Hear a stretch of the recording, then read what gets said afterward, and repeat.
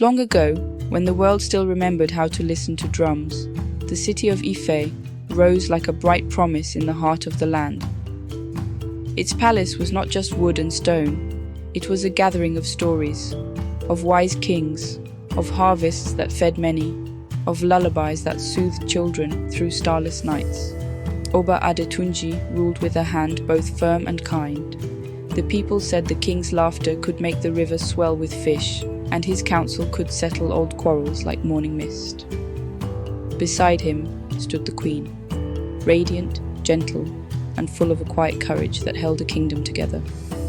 One night, when the palace slept and the moon had slipped behind black clouds, the king's own general rose in shadow. Balogun Ajay, a man whose name the old songs had once sung in warning, had let greed and dark study into his heart. He had learned secret charms from hollow places and bartered them with a hunger that no treasure would satisfy. By torchlight, Ajay's soldiers poured through the palace courtyards. The king, brave to the last breath, fell defending his people. The queen, her robes dusted with the sadness of 1,000 prayers, clutched her newborn son to her breast as men with cold faces surrounded the room. She had seconds that were the shape of a lifetime. She found Baba Ifa, the palace seer, old as the hills and quiet as the river, a man whose eyes had seen more moons than most. The queen pulled him close, pressing the baby's small weight into his hands. "Baba Ifa," she said, breathless. "My child. They come for life and crown. Protect him, hide him, carry him to anywhere the dark cannot find him. Promise me." "I will take him where no ruler will seek. I will wrap him in a fate you cannot imagine and keep the drum of his blood safe. But hear me, my queen. Protection alone cannot raise a king. One day he must remember." The queen's hands trembled as she tied a tiny amulet around the child's neck, a simple loop carved from the wood of the Igi Aro tree, blessed with the words of old kings. She kissed the infant's forehead and, with eyes full of both loss and resolve, watched Baba Ifa slip into the shadows with the child, carrying hope beneath his battered staff. Outside, the palace burned. Inside, hearts broke. Balogun Ajay planted his flag upon the throne, and with each passing moon he grew bolder, a sorcerer at ease in an empty court, feeding power on fear. Far from Ife's mournful drums, beneath a sky that remembered only sea and salt, a fisherman found peace in the rhythm of tides. His name was Olu. To the village, he was not a prince. He was a strong young man who mended nets, who taught children to read the patterns of stars, who whistled to the gulls. People in the coastal market knew Olu's laugh before they knew his name. He would bring fish to the elderly, hum songs into the night, and sometimes, when the moon hung like a coin over the water, he would stand and feel a tug at his chest, a phantom drumbeat that made the hair on his arms stand up. He kept a small wooden amulet, weathered by salt, tucked beneath a piece of cloth in a fishing chest. He thought of it as a lucky charm, never knowing those carved lines contained a royal promise. Children liked to follow him because he told stories larger than the sea, but sometimes, alone on the shore, Olu's dreams carried palace corridors he had never walked, a warm hand he did not remember, a lullaby he could not name. It is in such small, unremarkable rhythms that the extraordinary waits. On a night wrapped in the scent of smoke and wet earth, an old man arrived to sit by Olu's fire. He moved like a story itself, slow, deliberate, with eyes that held both sorrow and light. It was Baba Ifa. The village did not know who he was at first. He spoke of omens and of star patterns, of times when a drum falls silent and then sings again. When he placed his gnarled hand upon Olu's head, the world seemed to shiver. "Child," Baba Ifa said, "you have the blood of Ife. You have the drumbeat of kings in your heart. The queen put you in my care, wrapped in stars. I have followed your life like a river follows its path. The hour has come." Olu wavered. A fisherman's world does not bend easily to prophecy. He asked how a simple man could claim a crown.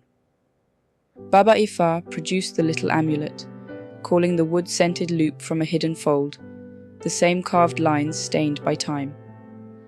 At the sight of it, memories he could not name surged in Olu's chest. Palace laughter, the touch of silk, the murmur of elders. "You will not walk this road alone," Baba Ifa promised. "But you must first learn the land. You must know hunger, kindness, fear, and love, for a king's heart is measured by the people it holds."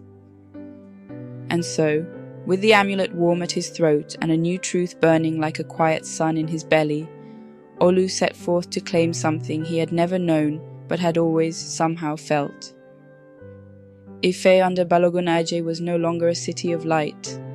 Markets closed early, laughter grew scarce, and the drums that once carried news and song were now used only to beat out commands. Aje bowed to no god but his own shadow. He called on charms and sacrifices, binding fear like chains about the kingdom. Families fled. Fields lay fallow. Every palace window held the reflection of a man who traded kindness for crowns. And yet he feared rumors. Rumor that the true heir wandered still, small and quiet, on the lips of fishermen and wandering seers. Ajay, for all his magic, knew one thing clearly. The throne is fragile when a truth like a seed takes root. He slashed the night with his searches, and with cunning counselors who set traps for the heart of the land itself. From a village scorched by Ajay's men rose Abini, a woman whose eyes carried a fire no rain could tame. Her home had been razed, her family scattered like grain. Yet she survived. Where others saw ruin, she saw a path. Her hands learned spear and shield, and her voice learned commands that other fighters obeyed. When she first encountered Olu, she tested him, not with words, but with a challenge. She watched how he moved among people, how he treated the smallest child and the oldest elder. Strength without mercy means little, she believed. But when Olu shared his fish with a hungry stranger, even Abeni's stern face softened. She told her tale by fire, how Ajay's soldiers took what they wanted and then offered a smile as if it were charity. She vowed, with spear tip touching earth, to fight until the smoke left Ife's hills. "I will not let another child be torn from their mother," she said. "If a king is to come, he must rise with those who will stand for the weak." In the dense green belt that girded Ife's borders lived Ekun, a panther whose fur drank moonlight and returned it as presents. Not merely a beast, Ekun was bound by a covenant older than memory. He guarded the line of true kings. When Olu first saw the panther, the animal's gaze pierced him like truth. The beast spoke not in human words at first, but in a language older than tongue, the language of respect, of silence, of test. Ekun paced before Olu, circling, watching every breath. Then the panther lowered his head, a formal bow in a language that needed no translation. The beast's voice, when it came, was like wind through leaves. "I have slept while false kings danced on the throne. I have hunted while the cry of the innocent rose and went unanswered. If you will carry the amulet and honor the land, I will be beside you, for the throne was meant to be shielded by more than men."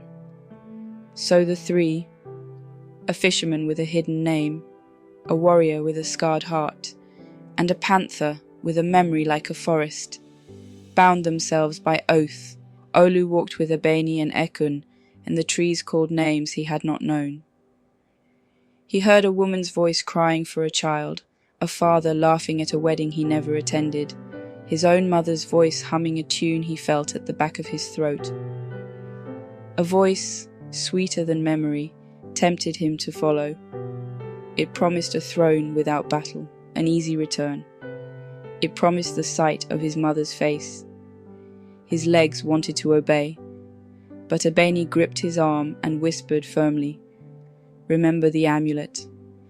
Your crown is for the people, not for your longing." When shadowy hands reached, Abeni's spear flashed, swift and bright. Ekun's roar cleared the path, and Olu, forced to meet himself in the mirror of the woods, found a new steadiness. He would not be bought by longing. He would earn his crown. At the River of Shadows, AJ's sorcery took a different shape, temptation with a grin. The river tried to pull them under with images of ease, a kingdom restored without blood, the faces of those they loved smiling safe. Olu stepped into the cold current. He remembered his village. For the first time, he did not want a crown for himself. He wanted to bring safe nights to all those faces.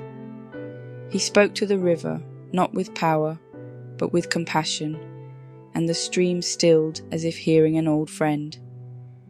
He reached into the depth and took from it a shimmering scale, an omen the spirits accept.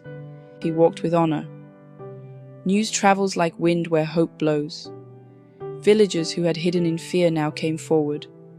Word of the lost prince warmed them like hearthfire. They came in whispers, then shouts, then drums. The discontent hardened into purpose. If's people had suffered long enough.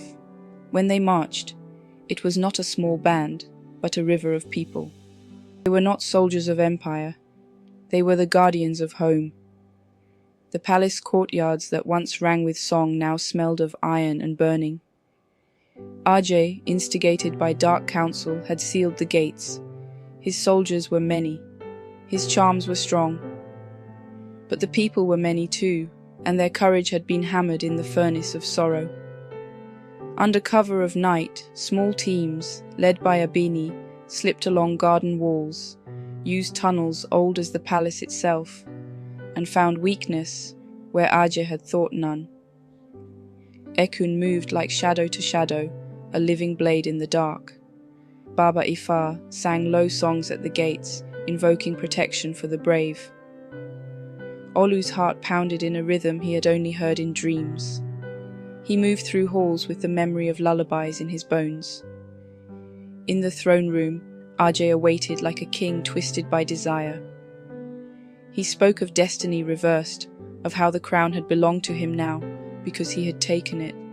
Olu stepped forward, not as a child, but as something older. He felt the weight of every hand that had joined him.